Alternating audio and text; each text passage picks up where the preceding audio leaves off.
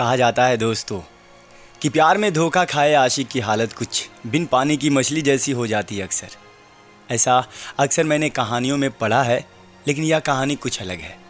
यह कहानी है एक ऐसे लड़के की जिसने एक लड़की से बहुत बेपनाह मोहब्बत की थी, लेकिन उसके बाद से मिला क्या? वही फरेब और धोखा। लेकिन यह लड़का थोड़ा मानसिक स्तर पर मजबूत था। इसके लिए कुछ समय उदास रहने के बाद फिर से ये जो है नॉर्मल हो गया। ये कहानी अगर अच्छी लगे आप लोगों को तो हमें ज़रूर बताइएगा, और अच्छी ना लगे तो भी बताइएगा। स्टार्ट करते हैं कहानी को। वह कहावत आपने सुनी होगी दोस्तों कि ये इश्क नहीं आसा, बस इतना समझ लीजिए कि आग का दरिया है और डूब के जाना है। ये इश्क उतना आसान नहीं जितना कि लोगों को लगता है। फ़िलहाल कुछ समय के बाद लड़के को एक बार फिर से एक लड़का था जिसको कई बार धोखे मिल चुके थे, फिर भी बेचारा खुद को कैसे भी समेटता था और अपनी लाइफ को वो जी रहा था।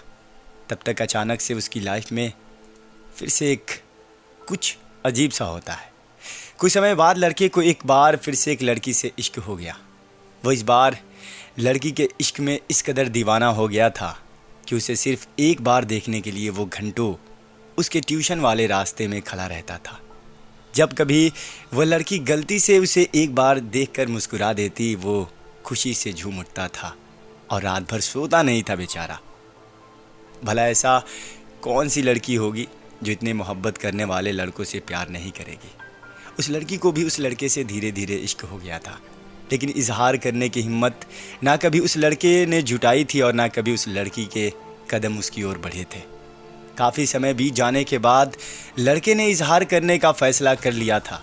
वो सोच लिया था कि मैं इस बार इजहार करके रहूँगा। कुछ दोस्तों द्वारा दी गई हिम्मत और लड़की को खो जाने के डर से उसने डरते डरते, एक दिन की बात है कि लड़की से अपने मन की बात कह डाली। लड़की भी उसे मन ही मन चाहने लगी थी। वह भी उसके मासूम से नासमझ से प्यार की दीवानगी को समझ रही थी। लेकिन लड़की ने उस रोज़ उसको कुछ जवाब ना देकर वो चुपचाप से अपने घर चली गई। दूसरे दिन उस लड़के ने उस लड़की का काफ़ी इंतज़ार किया दोस्तों। वह लड़की उस दिन नहीं आई। लड़का सुबह से शाम तक उसके ट्यूशन वाले रास्ते पे खड़े होकर के वो बेचारा इधर से उधर करते रह गया, बट लड़की नहीं आई। जब लड़के ने उसकी स्कूल के एक फ्रेंड से उससे जा कर के पूछा कि उसकी फ्रेंड ने क्यों नहीं आई, तो उसकी जो लड़की थी स्कूल फ्रेंड, वो अचानक से कहती है, उसे बताती है कि अचानक से उसके सीने में दर्द उठने के कारण से वो हॉस्पिटल में भर्ती है और इस वजह से वो आज क्लास करने नहीं आई है।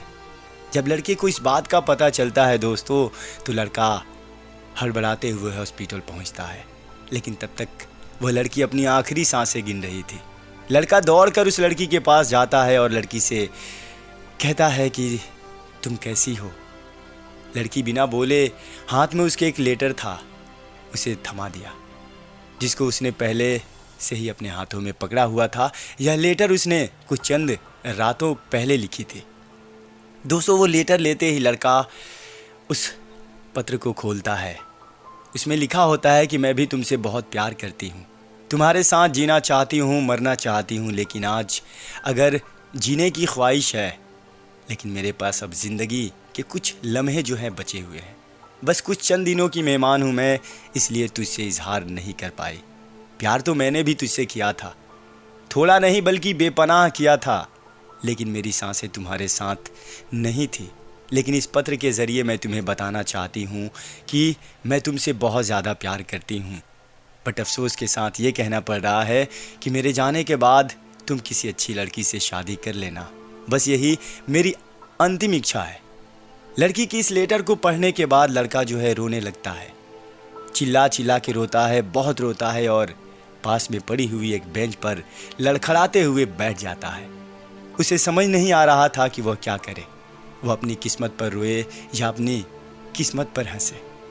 बस कहानी ऐसी ही थी दोस्तों। आज की स्टोरी कैसी लगी हमें बताइएगा ज़रूर। और कहा जाता है ना कि ये इश्क नहीं आसा, बस इतना समझ लीजिए कि एक आग का दरिया है और डूब कर जाना है।